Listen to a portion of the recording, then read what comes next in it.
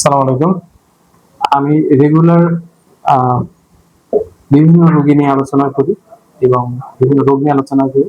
অনেক সময় আপনাদের সতর্ক করার চেষ্টা করি যে কোন রোগে কি ধরনের আ উপসর্গ দেখা দিতে পারে বা কোন ওষুধ খেলে কি ধরনের সমস্যা হতে পারে।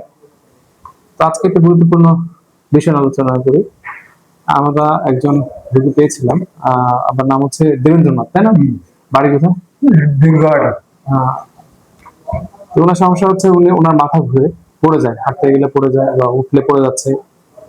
তো উঠলে পড়ে যাওয়া বা মাথা ঘুরানো, বিশেষ করে এই বয়সে মাথা ঘুরানোর অনেক কারণ হতে পারে। তো আমরা ব্রেইনের যে সমস্ত কারণে মাথা ঘুরে, পাশাপাশি হার্টের কিছু কজ বের করার চেষ্টা করি এই বয়সে, যে এই বয়সে একটা মানুষের মাথা কেন হালকা হতে পারে, কেন ভার হতে পারে, কেন বা মাথা ঘুরাতে পারে। তো এই কারণগুলো আমরা খুঁজতে গেলাম। খুঁজতে যাওয়ার পরে দেখলাম মূলত ওনার আসলে হার্টবিট কমে যাচ্ছে। যখন ওনার হার্টবিট মানে পালস যখন কমে যায়, তখন ওনার এটাকে আমরা বলি সিম্পটোমেটিক ব্র্যাডিকার্ডিয়া, অর্থাৎ তার মাথা ঘুরতেছে বা মনে হয় যে টেন্ডেন্সি টু ফল, পড়ে যাবে। তো অনেক কারণে ব্র্যাডিকার্ডিয়া হতে পারে। যেমন ধরেন আমরা যখন ঘুমাই তখন আমাদের হার্টবিট কমে যায়। তো ওইটা কিন্তু হার্টের রোগ না। তো এমনকি যারা অ্যাথলেট, খুব বেশি খেলাধুলা করছেন, তাদেরও হার্টবিট প্রয়োজনের তুলনায় কিছুটা কম থাকে। এগুলো হলো ফিজিওলজিক্যাল বা নরমাল কারণ, যে কারণে মানুষের হার্টবিট কম থাকতে পারে। আবার ধরেন থাইরয়েডের রোগী, তারা কিন্তু হার্টবিট কমে যেতে পারে। হার্টের রোগ হচ্ছে বিভিন্ন ধরনের ব্লক বলি আমরা, complete heart block, type 2 heart block. এই সমস্ত হার্ট ব্লকে আমাদের হার্টের বিট কমে যেতে পারে। আবার দেখা যায় ব্রেনে পানি জমছে, রেজড আইসিপি আমরা বলি, ইন্টারক্রানিয়াল প্রেশার বেড়ে গেলে বা মস্তিষ্কে যদি পানি বেড়ে যায়, তাহলে সেক্ষেত্রে হার্টবিট কমে যেতে পারে। হার্টবিট কমার যেমন এই সমস্ত কারণ আছে, আবার কিছু কজ আছে ডক্টর ইনডিউস, মানে আমরা ডাক্তাররা করে ফেলি, অথবা আমরা রোগী ভালোর জন্যই করি, কিন্তু রোগীর হার্টবিট কমে যেতে পারে। ধরেন কারোর হার্টবিট আগে থেকে আছে 62, 63, 64, আবার তার প্রেশারও আছে। এখন প্রেশারের জন্য আমরা কি করলাম, এমন একটা ওষুধ দিলাম যেটা রোগীর প্রেশারও কমায়, হার্টবিটও কমায়, যেমন বিটা ব্লকার। বাজারে অনেক ধরনের বিটা ব্লকার পাওয়া যায়। তো ওনার ক্ষেত্রে সেটাই হয়েছিল, উনি প্রেশারের রোগী ছিলেন, এক্ষেত্রে ওনার হার্টবিট কম, তারপর উনি বিটা ব্লকার নিচ্ছিলেন।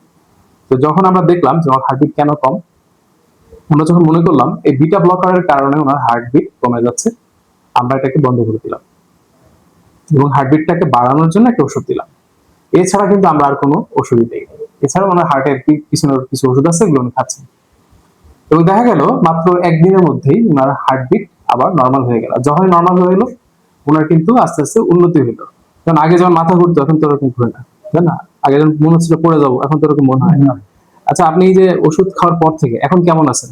ভালো আছে। এখন ভালো আছেন, তাই না? তাহলে এই বয়সের একজন মানুষ, যারা আসলে হয়তো আরো পরীক্ষা নিরীক্ষা করলে দেখা যেতে পারে যে হয়তো পেসমেকারও লেগে বসতে পারে, এই মোটা অবস্থা। তো সেরকম একটা মানুষকে আমরা যখন ওষুধ লিখবো, আমাদের কিন্তু একবার না, আমরা 10 বার চিন্তা ভাবনা করতে হবে যে আমি যে ওষুধ লিখবো, এই ওষুধটা উনি আসলে নিতে পারবেন কিনা, বা এই ওষুধটা দিলে ওনার আরো কোনো পার্শ্ব প্রতিক্রিয়া হবে কিনা। তাহলে সবসময় ওষুধ খেলেই যে ভালো হয় এমন না, কখনো কখনো ওষুধ বন্ধ করলেও কিন্তু রোগীর লাভ হয়। যার প্রকৃত উদাহরণ হচ্ছে আমাদের মুরব্বী। ওনার ক্ষেত্রে আমরা বিটা ব্লকার বন্ধ করলাম, ওনার হার্টবিট ভালো হয়ে গেল, উনি আবার কিন্তু সচল হয়ে গেল। অর্থাৎ ওই ওষুধের কারণে ওনার হার্টবিট কমে যাচ্ছিল এবং ওনার আসলে মাথা ঘুরতো, পড়ে যাবে এরকম ভাব ছিল। তো এখন ওষুধ আমরা চেঞ্জ করার পরে আলহামদুলিল্লাহ এখন ভালো। এখন ভালো আছেন, তাই তো? ঠিক আছে, আরো ভালো থাকেন, আপনার জন্য শুভকামনা।